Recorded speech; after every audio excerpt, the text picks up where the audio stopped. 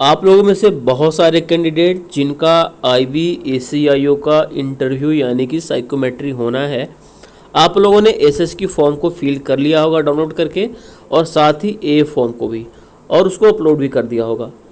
लेकिन कुछ कैंडिडेट अभी भी हैं जिनको थोड़ा बहुत कन्फ्यूजन है, कुछ ऐसे पॉइंट्स हैं एसएस की फॉर्म में, वो फिल करते टाइम में उनको दिक्कतें हो रही होंगी, और शायद इसी रीजन से मेरे प्रीवियस वीडियो पे उनके बहुत सारे कमेंट आ रहे हैं।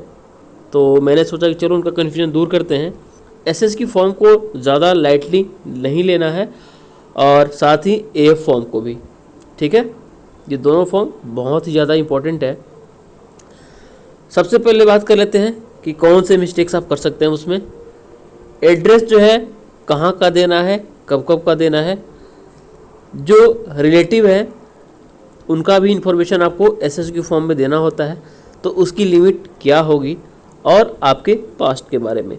बस ये जितने भी पॉइंट मैंने बनाए हुए हैं यही ज़्यादा इंपॉर्टेंट है उस एसएस की फॉर्म में।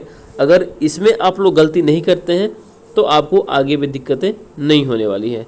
चैनल पर नए हैं तो प्लीज़ एक रिक्वेस्ट है कि चैनल को जरूर सब्सक्राइब कर लीजिएगा, और वीडियो पसंद आए तो वीडियो को जरूर लाइक कर दीजिएगा। तो चलिए फिर वीडियो को शुरू करते हैं। कॉमन मिस्टेक आप क्या क्या कर सकते हैं एसएस की फॉर्म में। एसएस की फॉर्म को आपको अपलोड करना है, ठीक है।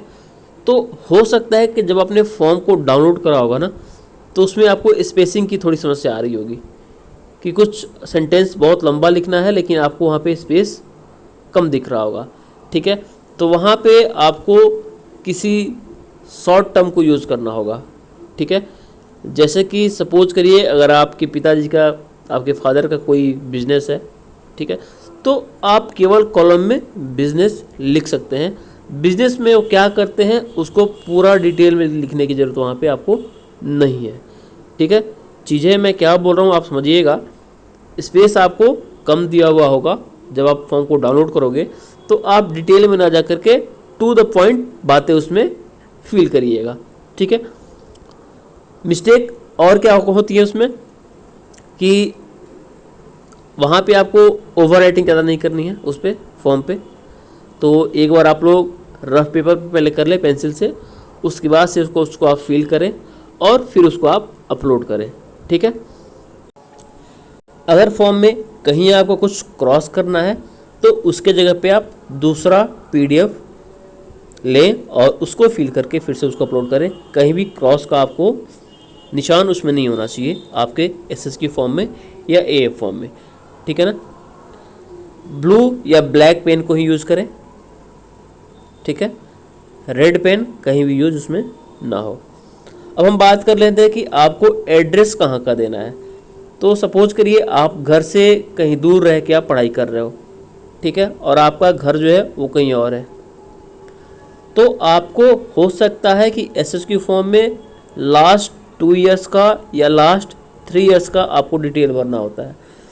तो अगर आप जहाँ रह के पढ़ाई कर रहे हो 3 साल से मोर देन 3 ईयर्स, तो आप वहीं का एड्रेस उसमें फिल कर सकते हो। बीच बीच में अगर आप घर आ रहे हो जा रहे हो तो वो एड्रेस फिल करना वहाँ पे ज़रूरी नहीं है।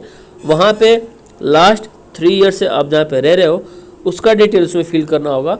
तो आप जहाँ पे रह के पढ़ाई कर रहे हो, अगर वहाँ पे आप 3 साल से एसएस की फॉर्म एसीआई को मैंने देखा नहीं है, आईबी सिक्योरिटी स्टूडेंट का मैंने एसएस की फॉर्म देखा हुआ था। तो आपके एसएस की फॉर्म में जो भी डिटेल होगा उसके अकॉर्डिंग आप चलिएगा, ठीक है। यानी कि अगर घर से बाहर आप रह के पढ़ाई कर रहे हो तो आप वहीं का एड्रेस डालिएगा, अगर आप कम से कम 2-3 साल से वहाँ पे रह रहे हो, ठीक है। अब हम बात कर लेते हैं रिलेटिव जो आपके हैं उनका इन्फॉर्मेशन आप कहाँ से लाइएगा। तो देखिए यहाँ पे आप क्लोज जो आपके रिलेटिव है ना उन्हीं को तवज्जो देना है, ठीक है। यानी कि आपके चाचा, आपके फादर और आपके ब्रदर और सिस्टर, ठीक है। आपके ब्रदर, सिस्टर, फादर और अंकल, बस इन्हीं के बारे में आप डिटेल फिल उसमें कर सकते हैं, उससे कोई दिक्कत नहीं है। अगर आप किसी दूर दराज के रिलेटिव के बारे में इंफॉर्मेशन आपके पास है तो उसको फिल कर सकते हैं, अदरवाइज उसको स्किप कर सकते हैं, ठीक है। लेकिन ये याद रहे कि आपके भाई, आपके बहन, आपके पिताजी, ठीक है, और आपके अंकल, इनका डिटेल या आपकी मम्मी, जो भी हैं आपके जो क्लोज रिलेटिव हैं उनका इन्फॉर्मेशन इसमें आपको फिल करना है। ज़्यादा दूर के जो रिलेटिव हैं उनका डिटेल इसमें फिल नहीं करना है। ठीक है, अब बात आती है आपके पास्ट की कि अगर आप कहीं पे जॉब कर रहे हो, चाहे आपने एक दिन कहीं जॉब क्यों नहीं किया हो, ठीक है, आप किसी भी सेक्टर में जॉब कर रहे हो तो उसका डिटेल आपको वहाँ पे फिल करना होगा, ये मस्ट है। ठीक है ना, इस चीज़ का ध्यान रहे कि अगर आप 1 महीने के लिए भी कहीं पे जॉब आपने करा हुआ है तो उसका डिटेल आपको SSQ फॉर्म में फिल करना ही करना है।